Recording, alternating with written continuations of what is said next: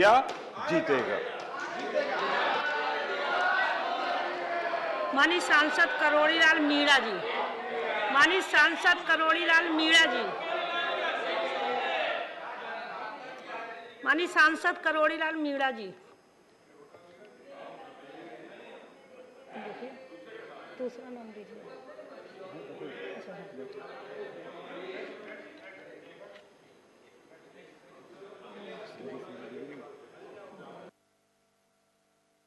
माननीय Vijay Singh Reddy ji.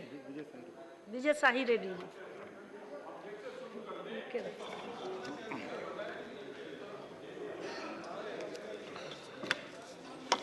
Thank you. Thank you, Deputy Vice Chairperson, sir. Madam, in many ways, the parliamentary journey represents so many struggles and so many achievements and also aspirations of people of India. And I have no hesitation to refer to the struggles that I have undergone during the 75 years, more particularly the struggles relating to the 1976 represents the darkest year of our parliamentary democracy, and the Congress party was responsible for it. Sir, the 42nd, Madam, the 42nd Constitution Amendment was passed by the then ruling Congress party in a most controversial circumstances. This has to be taken note of, Madam. If the subsequent governments had not undone the horrors that have of the 42nd Amendment, the Congress party would have passed an unsavory laws to institutionalize the emergency in the country forever. So it is because of the anomalies that they have introduced have been undone. That is the reason why we are still here and our democracy is saved. Madam, the UPA regime was marred by capitalism, corruption, policy paralysis, and decline in economic growth. This is what their achievement is.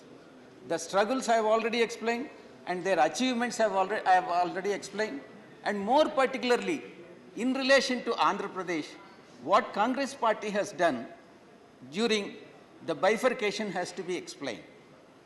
Madam, despite protests,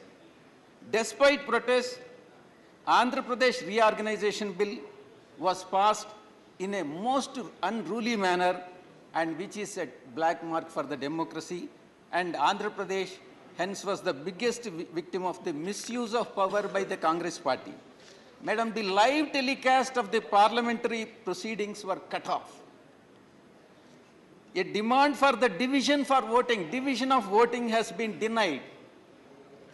All Andhra member of parliaments were unfairly suspended, and doors of Lok Sabha were closed. The passage of Andhra Pradesh reorganization bill was based on unscientific, irrational considerations, which has been authored by my friend Jairam Ramesh ji. Madam, the next point, you can go ahead with your comments, but I'll continue my observations. Madam, the governments may come and governments may go, but for sitting government, that is BJP government, is under an obligation to fulfill the statutory promises made by the previous government, that is Congress government, Madam. Madam, the Congress party, one important point, Madam, the Congress party has held the power for 50 years. 50 years out of the 75 years, and if any other party had been in place other than Congress party, I have no hesitation to say that India would have been a developed country by now, not a developing country, Madam. It would have been a developed country. That is the achievement of the Congress party, insofar as democracy is concerned. This, you can go ahead. The evidence of this is in front of our eyes now. Madam, the non-Congress government in the past 10 years, you have been seeing, we have been watching, and what the performance is. Madam, parliamentary productivity. Last average number of sitting days per year has decreased from 120 in 1950s to roughly 70 days at present, which is really alarming, madam. Madam, I'll have to give the comparative figures. In 2022, the Indian Parliament sat for 56 days, and US Congress sat for 158 days, and British Parliament sat for 137 days, and the Canadian Parliament sat for 96 days. I request the BJP government to increase the number of sittings of the Parliament so as to make the justice to the country, people of this country, madam. Madam, there is a, madam, youth particularly. The youth at present, the significance of youth and importance of youth is coming down slowly, and the participation in youth is also coming down. MPs in 25 to 40 age bracket has fallen from 26% in first Lok Sabha to 1 to 12% in 17th Lok Sabha, madam. Madam, welfare of backward classes.